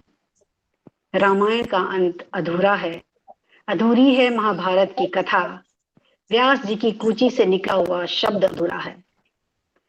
महाभारत के विनाश के बाद क्या सालों तक रोती रही सेनाओं की विधवाएं? पुत्र के बलिदान के बाद माताएं सो पाई रात को, या दम तोड़ दी किसी गली में मुआवजे के इंतजार में, या सूख गए आंसू जीत के जयघोष से, दफनाया गया हर सिपाही की लाश को, या गिद्ध के चौपाल लगाए गए। तुम्हें और भी लिखना था व्यास जी, बदल दिए गए युद्ध के कानून, या सारे मजलूम दास बना दिए गए। मेरे महापुरखों, तुम्हारी कथा अभी शेष है, मेरे महापुरखों तुम्हारी कथा अभी शेष है युद्ध और जनगण शेष है। बहुत खूब। आवाज म्यूट हो गई है। शुक्रिया। प्रतिभा, अभी आवाज आ रही जी। बहुत बढ़िया कविताएं रही प्रतिभा जी। अच्छा जी, शुक्रिया सर। बहुत सशक्त और बहुत आपके तेवर निराले हैं। और वो पंक्तियां तो मैं भूल ही नहीं पाऊंगा कि वह बर्तन घिसती जैसे सदियों पुरानी अपनी किस्मत मिटा रही है। कमाल की पंक्ति। जी शुक्रिया। आमतौर पर इस तरह की बहुत सी हैं आपकी कविताओं में, और बहुत बहुत शुक्रिया आपका जी। अब मैं बुलाता हूँ आदरणीय श्री नवीन जोशी जी को कविता पाठ के लिए। उनका परिचय, नवीन जोशी जी का तखल्लुस नवा है। एक बात मैं कहूँगा कि कविता मुंबई की श्रृंखला में पहली बार एक गजलकार हमारे बीच हैं, और इसके बाद कुछ और भी आएंगे। तो नवीन जी पहले गजलकार हैं, आज उनसे गजलें सुनेंगे। नवा उनका तखल्लुस है, कंपनी सेक्रेटरी हैं और एक लोकप्रिय शायर हैं। आपकी शायरी में फलसफा है, रूहानियत है, जज्बातों की अक्कासी भी है।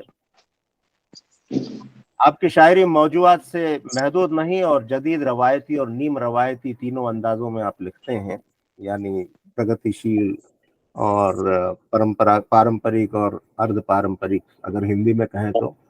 और आपकी शायरी हर उम्र के लोग पसंद करते हैं। कारपोरेट एग्जीक्यूटिव तो आप हैं, लेकिन आप एक बड़े शायर के अलावा, लेकिन आप एक बड़े शानदार चित्रकार भी हैं। इंशात फाउंडेशन एक संस्था है, इसके संस्थापक आप हैं। ये काव्य प्रतिभा जो युवाओं में होती है, उसको बढ़ाने के लिए ये फाउंडेशन काम करता है। स्वागत है नवीन जी। थोड़ा बताएं कि उर्दू से ही आपको क्यों इतनी दिलचस्पी हुई, और आपने अपने जन्म स्थान के बारे में नहीं लिखा है, पढ़ाई लिखाई कहाँ हुई, थोड़ा संक्षेप में बताइएगा नवीन जी। नवीन जी दिखाई नहीं दे रहे हैं स्क्रीन पर।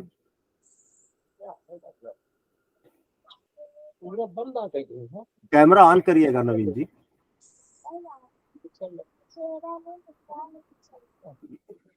एक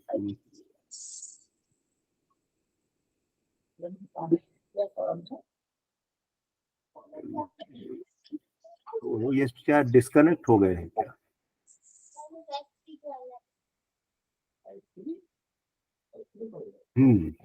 शायद डिस्कनेक्ट हो गए हैं। तो मेरा ख्याल है हम लोग एक नोटिफिकेशन तो आया है।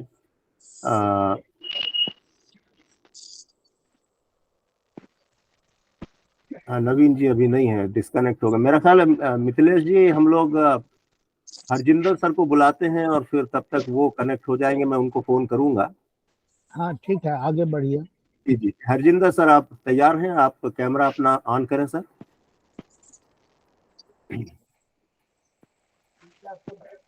हरजिंदर सिंह सेठी जी, आदरणीय हरजिंदर सिंह सेठी जी एक बुजुर्ग रचनाकार हैं, हमारे बीच उपस्थित हैं। और अभी अभी आप थे स्क्रीन पर और अभी आप नदारद हैं। आप ये पार्टिसिपेंट लिस्ट में कई बार नाम कुछ और होता है। हेलो हेलो, हाँ जी मैं हूँ। जी सर, आप अमितोज नाम से दिखाई दे रहे वो हैं। अमितोज नाम से पूछते हैं।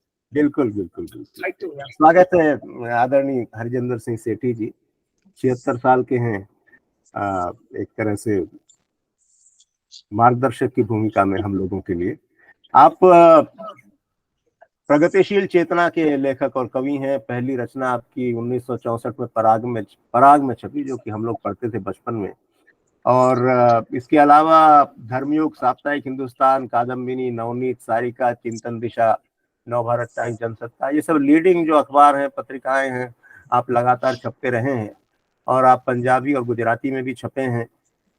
लेखन का जहां तक सवाल है, आपकी एक पुस्तक है गुरु तेग बहादुर, एक युग व्यक्तित्व, ये 1995 में प्रकाशित हुई और 97 में महाराष्ट्र राज्य हिंदी साहित्य अकादमी का पुरस्कार इस किताब को मिला। आपने बहुत सी समीक्षाएं, संस्मरण और निबंध भी लिखे हैं और इनका संकलन है जो 2011 में प्रकाशित हुआ। इस संकलन का नाम है कुछ किताबें कुछ लोग, और इसे भी 2013 में महाराष्ट्र राज्य हिंदी साहित्य अकादमी का पुरस्कार मिला।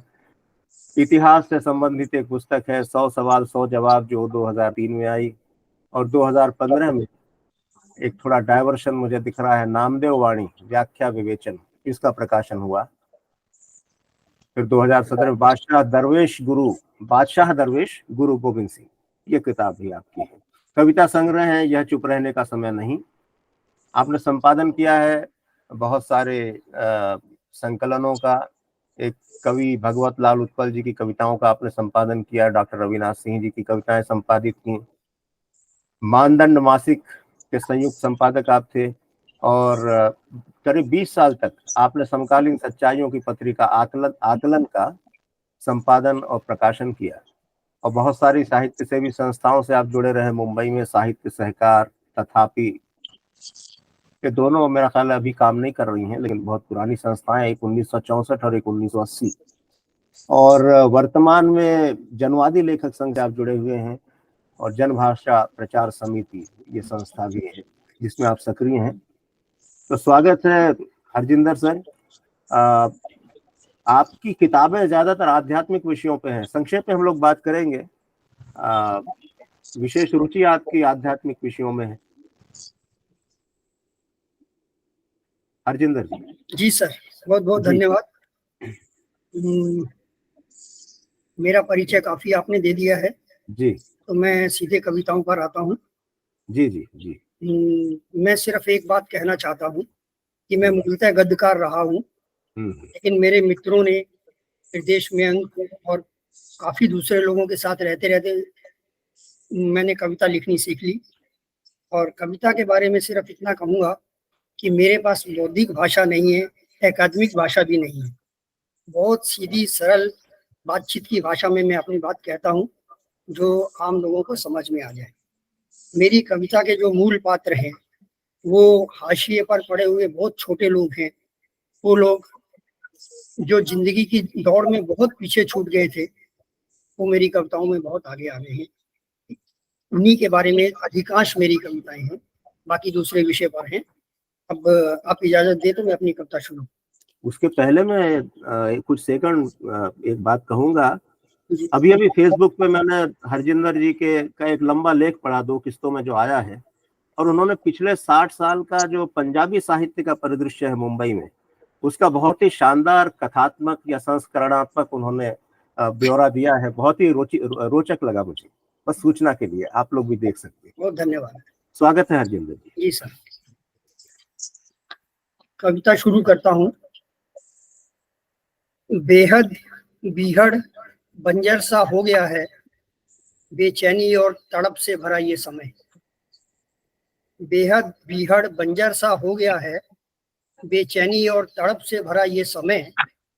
बदहवास है मौसम, गहन अंधकार गरज रहा है बार बार। जिंदगी में बढ़ते संघर्ष से लोहा लेते हुए हम जी रहे हैं अंधेरे समय में। जिंदगी में बढ़ते संघर्ष से लोहा लेते हुए हम जी रहे हैं अंधेरे समय में। दुखों की अनंत छायाएं हैं, वक्त नए नए ख्वाब देता हुआ बेहद बेरहम हो गया है। पहले से कहीं ज्यादा है भूख, गरीबी और उत्पीड़न। पहले से कहीं ज्यादा है भूख, गरीबी और उत्पीड़न। उदंडता और आतंक पसर गया है चारों ओर। लुप्त हो गई है सहिष्णुता, भय और संशय का विघड़ जंगल है। कलमों पर पहरा है, कलमों पर पहरा है। कंटीले तारों से बिंधी है हमारी जुबान। अपने होने की गवाही भी नहीं दे सकते हम, अपने होने की गवाही भी नहीं दे सकते हम। वाह निराशा और अवसाद से भरे इस कठिन समय में अंधेरे में भटक रहे हैं शब्द। कैसे कोई लिख सकता है कविता? अंधेरे में वाह भटक रहे हैं शब्द, कैसे कोई लिख सकता है कविता?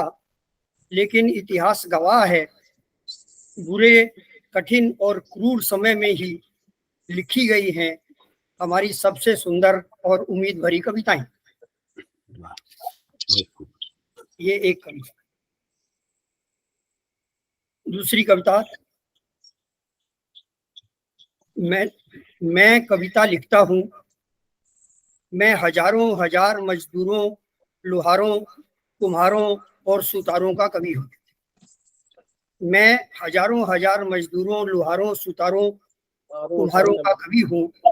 जब लगे होते हैं लोग कई तरह के कामों में निरंतर, मैं लिखता हूँ उनकी दिनचर्या के बारे में, बहुत उनके अच्छे कार्यों के बारे में लिखता हूँ कविताएं। मैं लिखता हूँ उनके जीवन के दुख दर्द और अभाव के बारे में। मैं शब्दों के साथ उतर जाता हूँ उनके संसार में और समेट लेता हूँ शब्दों में उनकी कठिन जिंदगी की गाथा। कभी कभी सोचता हूँ मैं कि मैंने भी लोहार के साथ गलाया होता लोहा। कभी कभी सोचता हूँ मैं कि मैंने भी लोहार के साथ गलाया होता लोहा। कुम्हार के चाक को घुमाकर बनाए होते मिट्टी के बर्तन।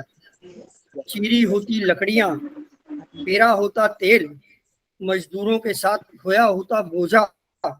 बनाई होती स्कूल या अस्पताल की इमारत। किसान के साथ खेत में चलाया होता हल। काटी होती फसल, कड़ी में बजरी कूट कर बनाई होती सड़क इस छोर से उस छोर तक। पर मैं नहीं कर पाया ये सब, पर मैं नहीं कर पाया ये सब। सिर्फ लिखी कविताएं, सिर्फ लिखी कविताएं जिन्हें गुनगुनाते हुए लोगों ने चलाई कुदाल, काटी सुरंगें, बनाए रास्ते, पुल, निकाली नहरें, जोते खेत। मैंने लिखी सिर्फ कविताएं, सिर्फ कविताएं।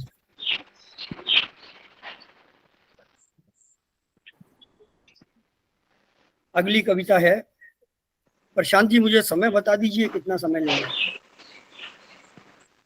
शहर की उस नुक्कड़ पर छोटी सी टपरी में संत रविदास जी के फोटो के पास पुराने जूते गांठते हुए तुम्हें मिलूंगा मैं। शहर की उस नुक्कड़ पर एक छोटी सी टपरी में संत रविदास जी के फोटो के पास पुराने जूते गांठते हुए तुम्हें मिलूंगा मैं। पास की बिल्डिंग की सीढ़ियों के नीचे टेबल पर कपड़े प्रेस करते दिखूंगा मैं। गली के चौराहे में रेहड़ी पर सब्जी रखे बेचते खड़ा हूंगा मैं। साइकिल का पैडल मार सान के पत्थर को घुमाते हुए कैंची छुरियों पर धार लगाते आदमी में देख सकते हो मेरा चेहरा। धुआं उगलती चिमनी वाली मिल में करके पर कपड़ा बुनता और कारखाने की कुत्ता भट्टी में लोहा गलाकर औजार बनाते हुए नजर आऊंगा मैं। सुदूर किसी गांव में मिट्टी और पसीने से लथपथ बंजर जमीन पर हल चलाते देख सकते हो मुझे। तुम जब भी चाहो मुझसे मिलना चले आना। मजदूरों मेहनत कशों के बीच काम करते श्रमिकों के चेहरे में दिखाई पड़ेगी मेरी छवि।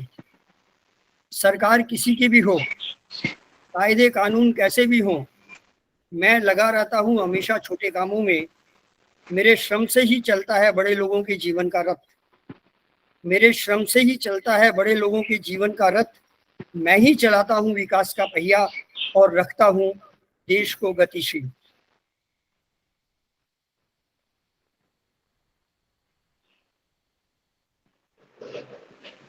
अगली कविता है, अगर तुम शामिल नहीं हो जुलूस में तो पूछी जाएगी तुम्हारी प्रतिबद्धता। अगर तुम शामिल नहीं हो जुलूस में तो पूछी जाएगी तुम्हारी प्रतिबद्धता। शोषकों की उंगली पकड़ोगे और जनवादी खेमे में भी पांव पसारोगे तो जवाब तो देना ही पड़ेगा। शोषकों की उंगली पकड़ोगे और जनवादी खेमे में भी पांव पसारोगे तो जवाब तो देना ही पड़ेगा। यदि तुम बंद कमरे में यशोगान करोगे तानाशाह का और सभा में धिक्कारोगे तो संशय के घेरे में तो आओगे ही। बिकी हुई कलम से लिखोगे विरोध की कविता, बिकी हुई कलम से लिखोगे विरोध की कविता, तब प्रश्न तो उठेंगे ही। बहुत अच्छे, बहुत अच्छे। पूंजीपतियों की मजदूर विरोधी करतूतों के खिलाफ करोगे प्रदर्शन और उनके ही मंच से स्वीकारोगे साहित्य पुरस्कार तो सफाई तो देनी ही पड़ेगी। अगर तुम सही समय पर सही मुद्दों से मुंह चुराओगे तो सवाल तो उठेंगे ही। अब तुम्हें तय करना है कि तुम्हें क्या करना है। बहुत सही, बहुत अच्छी कविता।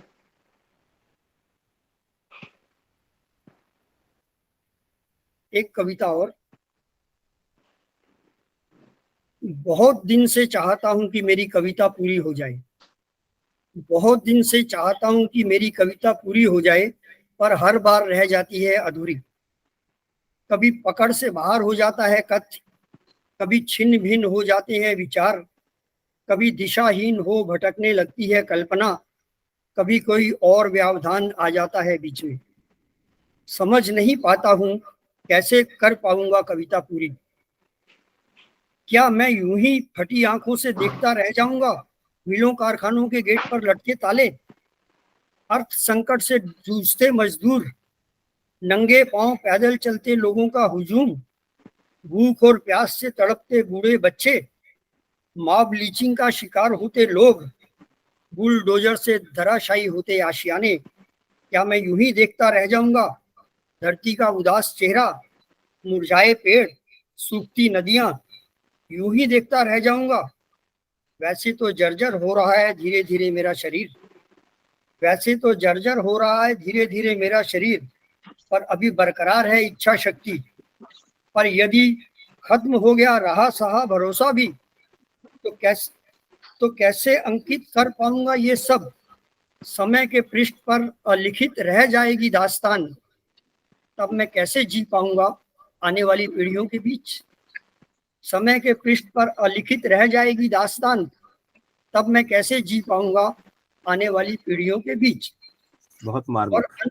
और अंत में एक कविता और, छोटी सी कविता। आजकल बहुत उदास है कविता, आजकल बहुत उदास है कविता, क्रांति की भाषा बोलने वाली एकदम शांत चुप है।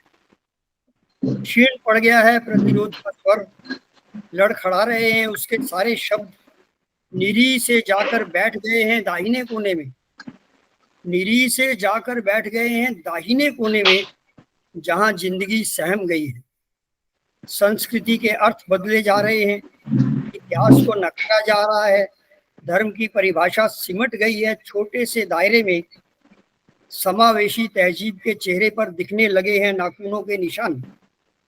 हतप्रभ सा बैठा है मनुष्य, हवा के रटे रटाए भाषण सुन सम्मोहित होते जा रहे हैं लोग। पर एक दिन टूटेगा ये तिलिस्म, एक दिन टूटेगा ये तिलिस्म, बदलेगा मौसम, एक नई आत्मा के साथ पुनः संस्कारित होगी कविता, थामेगी उम्मीद का दामन, टकराएगी अन्याय के साथ, विरोध में खड़ी होगी आतंकी के, बलात्कार पीड़िता के हक में गवाही देगी। बहुत अच्छे, बहुत अच्छे, बहुत शानदार। एक नई आत्मा के साथ पुनः संस्कारित होगी कविता, थामेगी उम्मीद का दामन, टकराएगी अन्याय के साथ, विरोध में खड़ी होगी आतंकी के, बलात्कार पीड़िता के हक में गवाही देगी, भूख और गरीबी के खिलाफ लड़ेगी कविता, फिर से बनेगी जनता की आवाज। बहुत बहुत धन्यवाद। बहुत खूब सर, बहुत खूब। बहुत बहुत बहुत बहुत धन्यवाद। बहुत आभार हरजिंदर जी, बिल्कुल चेतना को जगाने वाली, झकझोरने वाली कविताएं आपकी रही, और यही तेवर आपका बना रहे, आप शतायु हो, हमारी बहुत शुभकामनाएं। धन्यवाद, जी बहुत जी। बहुत धन्यवाद। अब हम आमंत्रित करेंगे आदरणीय श्री नवीन जोशी नवा जी को, और आप कैमरे पर हैं। आप थोड़ा मोबाइल मेरा ख्याल है टर्न कर लें सर 90 डिग्री से। नवीन जी, सीधा सही है? नहीं, अपोजिट डायरेक्शन में, नहीं उधर नहीं, अपोजिट घुमाइएगा प्लीज। नहीं उधर नहीं, उसका उल्टा घुमाइए। सीधा दिखाई दे रहा है? नहीं सीधा नहीं दिखाई दे रहा है, आड़ा हो गया है, सीधा कर लीजिएगा। हाँ यस, बिल्कुल बिल्कुल सही डायरेक्शन में आप घुमा रहे हैं, बिल्कुल परफेक्ट जी। ठीक है, बिल्कुल बिल्कुल नवीन जी, बहुत बढ़िया हो गया, व्यू बिल्कुल परफेक्ट है। और दूसरे नंबर पे आप आमंत्रित थे, और आपका परिचय भी हमने दे दिया, और तभी पता लगा कि आप डिस्कनेक्ट हो गए थे। तो खैर, अब वो परिचय तो मैं रिपीट नहीं करूंगा, बस ये है कि नवीन जी गजलकार हैं, कंपनी सेक्रेटरी हैं, जो तो मैंने बताया ही है, और में आप पहले गजलकार हैं, इसके बाद 2-4 और होंगे। आप भी बिस्मिल्लाह नवीन जी शुरुआत करें। मेरे पास कितना समय है प्रशांत जी? 10 मिनट है। ठीक है, कोशिश करता हूँ 10 मिनट में रुक जाऊँ, अगर बिल्कुल आगे बढ़ जाओ तो आप मुझे रोक दीजिए।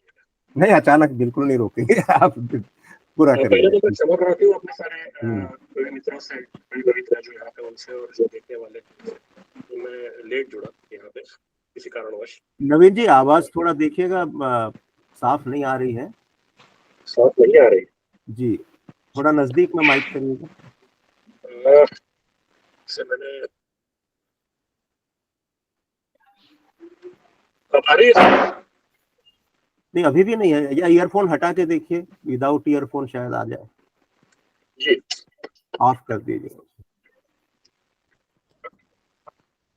अब आ रही है? अब आवाज आ रही है? ऑलमोस्ट वैसी ही है, ठीक है, थोड़ा लाउडली बोलेंगे तो शायद हो जाएगा। जी, थोड़ा समय दीजिए मुझे, एक मिनट में मैं दूसरे ईयरफोन से ट्राई करता हूँ, बहुत अच्छा। जी जी, ट्राई कर लीजिए।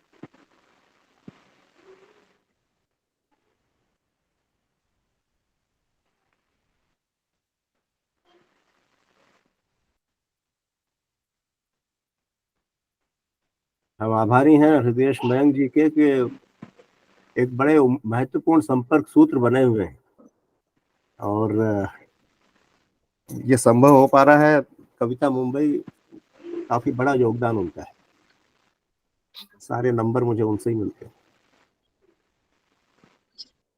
नवीन जी वापस आ गए। एक मयंक जी हैं जो मुंबई में सबको जोड़े हुए हैं, और सब उनकी मुट्ठी में है, कहें तो जिसको चाहे कांटेक्ट कर सकते हैं। और मेरे ख्याल से अब मेरी आवाज आ रही होगी प्रशांत जी? बहुत बढ़िया आवाज आ रही है सर, प्लीज जी शुरुआत जी, करें। तो इलेक्ट्रॉनिक्स का कुछ इश्यू था, खैर जो कुछ भी हो। मैं कुछ मुक्तक पढ़ूंगा पहले, रामायण से, है ना, मुलायजा फरमाइए। जी। पुल बनाते हैं जो उनके लिए सोचा तो करो, पुल बनाते हैं जो उनके लिए सोचा तो करो, पीठ पर उनके रखो हाथ, बस इतना तो करो। पुल बनाते हैं जो उनके लिए सोचा तो करो, पीठ पर उनके रखो हाथ, बस इतना तो करो। राम जी जानते हैं सब नहीं कर पाओगे, राम जी जानते हैं सब नहीं कर पाओगे, उस गिलहरी ने किया जितना तुम उतना तो करो। क्या बात, बहुत शुक्रिया, बहुत शुक्रिया। मोह सोने के हिरन का जो धरे रोता है, मोह सोने के हिरन का जो धरे रोता है, कुछ भी पाता नहीं सुख चैन मगर खोता है। लांघना तो बड़ा आसान है लक्ष्मण रेखा, लांघना तो बड़ा आसान है लक्ष्मण रेखा, दूसरी ओर पर रावण ही खड़ा होता है। लांघना तो बड़ा आसान है लक्ष्मण रेखा, दूसरी ओर पर रावण ही खड़ा होता है। न मेरा नाम न अंजाम लिखो, न मेरा नाम न अंजाम लिखो, न लिखो काम न तुम दाम लिखो। मैं वो पत्थर हूं जिसे तैरना है, मैं वो पत्थर हूं जिसे तैरना है, मुझ पे लिखना है तो बस राम लिखो। वाह वाह, मैं वो बहुत पत्थर हूँ जिसे बहुत- तैरना है, मुझ पे लिखना है तो बस राम लिखो। राह भी हम है, सफर हम ही, ठिकाना भी हम। राह भी हम है, सफर हम ही, ठिकाना भी हम। तीर भी हम है, कमा हम ही, निशाना भी हम। बहुत राह भी हम है, सफर हम ही, ठिकाना भी हम। तीर भी हम है, कमा हम ही, निशाना भी हम। मान ले तो हम ही सब कुछ है, वरन कुछ भी नहीं। मान ले तो हम ही सब कुछ है, वरन कुछ भी नहीं। मौत की वजह भी, जीने का बहाना भी हम। वाह, मान ले तो हम ही सब कुछ है, वरन कुछ भी नहीं। मौत की वजह भी, जीने का बहाना भी हम। बहुत वो दिखाई नहीं देता जिसे सट कर देखो। वो दिखाई नहीं देता जिसे सट कर देखो। देखना हो जिसे, उसको जरा हट कर देखो। वो दिखाई नहीं देता जिसे सट कर देखो। देखना हो जिसे, उसको जरा हट कर देखो। सोच के भी तो है सिक्के की तरह दो पहलू। सोच के भी तो है सिक्के की तरह दो पहलू। ये जरूरी है कि सिक्के को पलट कर देखो। वाह वाह, सोच के भी तो है सिक्के की तरह दो पहलू। ये जरूरी है कि सिक्के को पलट कर देखो। एक छोटी सी गजल देखिए। जी जी, छोटे छोटे घर हैं अपने और छोटे आहाते हैं। छोटे छोटे घर हैं अपने और छोटे आहाते हैं। छोटी छोटी बरसाते हैं, छोटे छोटे छाते हैं। ऊंचे ऊंचे उन महलों की बातें करके क्या हासिल। ऊंचे ऊंचे उन महलों की बातें करके क्या हासिल। छोटी छोटी आंखों को फिर ख्वाब बहुत भरमाते हैं। ये शेर देखिए कि वक्त सही हो आने का और जाने का हो वक्त सही। वक्त सही हो आने का और जाने का हो वक्त सही। जब तक हम एक बोझ नहीं है, तब तक रिश्ते नाते हैं। वाह वाह, वक्त सही हो आने का और जाने का हो वक्त सही। जब तक हम एक बोझ नहीं है, तब तक रिश्ते नाते हैं। और बहुत गंभीर। साथ गुरु का ऐसा जैसे दर्पण में अपना चेहरा। गुरु पर लिखा हुआ है ये शेर कि साथ गुरु का ऐसा जैसे दर्पण में अपना चेहरा। उनसे मिलने जाते हैं तो खुद से मिलकर आते हैं। क्या बात, साथ गुरु का ऐसा जैसे दर्पण में अपना चेहरा। उनसे मिलने जाते हैं तो खुद से मिलके आते हैं। और ये शेर देखिए, बहुत शुक्रिया। ये शेर देखिए, कितने पंछी पकड़े फिर भी ये न समझ पाया सयाद। कितने पंछी पकड़े फिर भी ये न समझ पाया सयाद। पिंजरे में जो गूंगे थे वो पेड़ पे कैसे गाते हैं। कितने पंछी पकड़े फिर भी ये न समझ पाया सयाद। पिंजरे में जो गूंगे थे वो पेड़ पे कैसे गाते हैं। और ये शेर देखिए, इस गजल का आखिरी शेर है कि जो बेटे से प्यार करें वो घर में ले आते हैं बहू। जो बेटे से प्यार करें वो घर में ले आते हैं बहू। जो बेटी से प्यार करे वो घर में बेटी लाते हैं। जो बेटे से प्यार करे वो घर में ले आते हैं बहू। जो बेटी से प्यार करे वो घर में बेटी लाते हैं। वाह, एक गजल और सुनाता हूँ प्रशांत जी, जिसमें पुराणों का बहुत सारा हवाला दिया हुआ है, तो वो सुनाना चाहूंगा यहाँ पे। जी स्वागत। सुनिएगा कि कभी तो दीन के दुखड़े, कभी दुनिया नहीं मिलती। कभी तो दीन के दुखड़े, कभी दुनिया नहीं मिलती। कहीं गायब है खेवैया, कहीं नैया नहीं मिलती। वाह वाह वाह, बहुत बढ़िया, बहुत शुक्रिया। कभी तो दीन के दुखड़े, कभी दुनिया नहीं मिलती। कहीं गायब है खेवैया, कहीं नैया नहीं मिलती। न कोई पेड़ मिलता है, न कोई छत ही मिलती है। जहां हो धूप विधिना की, वहां छाया नहीं मिलती। न कोई पेड़ मिलता है, न कोई छत ही मिलती है। जहां हो धूप विधना की, वहां छाया नहीं मिलती। और बड़ा संघर्ष हो जितना, बड़ी उतनी ही होगी सीख। बड़ा संघर्ष हो जितना, बड़ी उतनी ही होगी सीख। महाभारत न होता तो हमें गीता नहीं मिलती। बड़ा संघर्ष हो जितना, बड़ी उतनी ही होगी सीख। महाभारत न होता तो हमें गीता नहीं मिलती। उसे ही मोक्ष मिलता है, रहे जो कर्म के अधीन। उसे ही मोक्ष मिलता है रहे जो कर्म के अधीन, भगीरथ यत्न के बिन तो कभी गंगा नहीं मिलती। उसे ही मोक्ष मिलता बहुत है, बढ़िया। बहुत शुक्रिया। उसे ही मोक्ष मिलता है रहे जो कर्म के अधीन, भगीरथ यत्न के बिन तो कभी गंगा नहीं मिलती। और ये शेर देखिएगा कि उसे राधा भी मिलती है, उसे मीरा भी मिलती है। उसे राधा भी मिलती है, उसे मीरा भी मिलती है, मगर कान्हा को राधा में कभी मीरा नहीं मिलती। उसे राधा भी मिलती है, उसे मीरा भी मिलती है, मगर कान्हा को राधा में कभी मीरा नहीं मिलती। सियावर को नहीं समझे, सिया को कैसे समझोगे? सियावर को नहीं समझे, सिया को कैसे समझोगे, कि जिसने राम को त्यागा उसे सीता नहीं मिलती। सियावर को नहीं समझे, सिया को कैसे समझोगे, कि जिसने राम को त्यागा उसे सीता नहीं मिलती। और दिलों में जब दरारें हो लकीरें खींचते हैं लोग। दिलों में जब दरारें हो लकीरें खींचते हैं लोग। जहां मिल जाते हैं दो दिल वहां सीमा नहीं मिलती। जहां मिल जाते हैं दो दिल वहां सीमा नहीं मिलती। एक प्रशांत जी, एक सैनिक पर मेरी एक नज्म है, वो सुनाता हूँ, फिर आपसे इजाजत चाहूंगा कि सैनिक पर कुछ भी पढ़ने के लिए किसी दिन की या किसी वक्त की जरूरत नहीं होती। ये एक ऐसा विषय है जो हम सबके दिलों के बहुत करीब है। तो सुनाता हूँ कि सरहद पर इस देश का सैनिक जाने क्या क्या सहता है। सरहद पर इस देश का सैनिक जाने क्या क्या सहता है। हम सबकी नींदों की खातिर हरदम जागता रहता है। सहराओं में, जंगल में और बर्फीले तूफानों में, सहराओं में, जंगल में और बर्फीले तूफानों में इसकी बस्ती बस्ती भी है तो अक्सर वीरानों में। सहराओं में, जंगल में और बर्फीले तूफानों में इसकी बस्ती बस्ती भी है तो अक्सर वीरानों में। तस्वीरों को देख देख ये हंसता है और रोता है। तस्वीरों को देख देख ये हंसता है और रोता है। सैनिक का परिवार तो उसके बटुए में ही होता है। तस्वीरों को देख देख ये हंसता है और रोता है। सैनिक का परिवार तो उसके बटुए में ही होता है। हम जिस मौत से डरते हैं ये उससे खेला करता है। छाती पर गोली खाता है, हंसते हंसते मरता है। दांव पे अपनी जान लगाए ये ऐसा मतवाला है।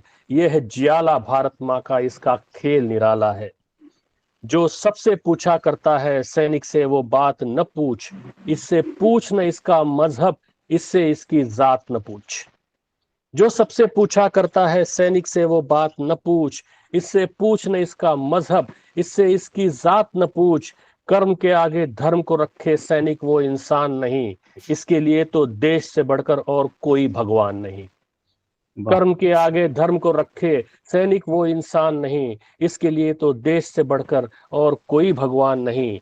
देश की रक्षा काम नहीं है, सैनिक का ईमान है वो। इससे भिड़ जाए जो दुश्मन, सबसे बड़ा नादान है वो। सरहद पर इस देश का सैनिक जाने क्या क्या सहता है। बहुत शुक्रिया। बहुत बढ़िया मुक्तक, गजलें और नज्म आखिरी में बहुत शानदार प्रस्तुति रही। आपको बधाई। बहुत शुक्रिया। और इसके साथ ही कविता पाठ का ये क्रम संपन्न होता है।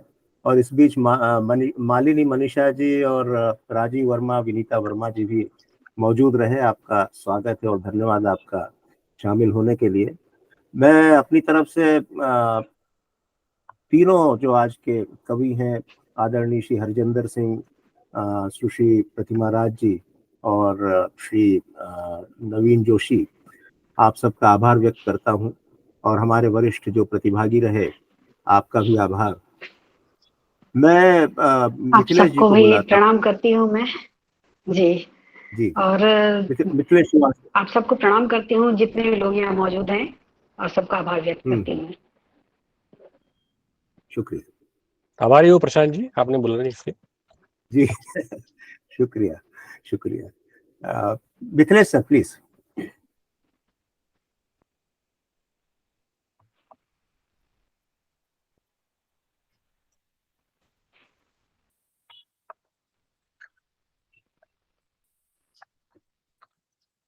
मिथिलेश श्रीवास्तव सर, आवाज आ रही है? जी आ रही है। जी ओके, वेलकम। प्रशांत जी, सबसे पहले आपका शुक्रिया इस कार्यक्रम को इतने सलीके से और खूबसूरती से संचालित करने के लिए।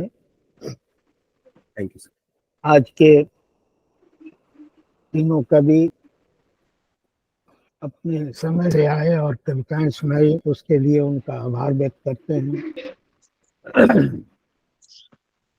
हृदयेश मैंग जी, जलज जी, कौशल किशोर शुरू से लेकर आखिर तक बने रहे इस कार्यक्रम में, उनका भी आभार करता हूँ। आज कविता पाठ के पहले हमने मणिपुर में हो रही घटनाओं के प्रति जो सजगता और एकजुटता दिखाई, वो बहुत जरूरी काम था। कहीं भी कुछ भी होता है, हमें सोचना चाहिए कि हमारे पड़ोस में हो रहा है, हमारे साथ हो रहा है। आगे भी हम मणिपुर को याद करते रहेंगे। तो मैं इन्हीं शब्दों के साथ आज के इस कार्यक्रम की समाप्ति की घोषणा करता हूं, और फिर हम लोग एक अगले कार्यक्रम में फिर मिलेंगे, कुछ और कवियों के साथ और उनकी कविताओं के साथ। कविता मुंबई की सीरीज बहुत अच्छी चल रही है, अच्छी कविताएं सुनने को मिल रही हैं, तो ये सिलसिला चलता रहेगा। आप सबका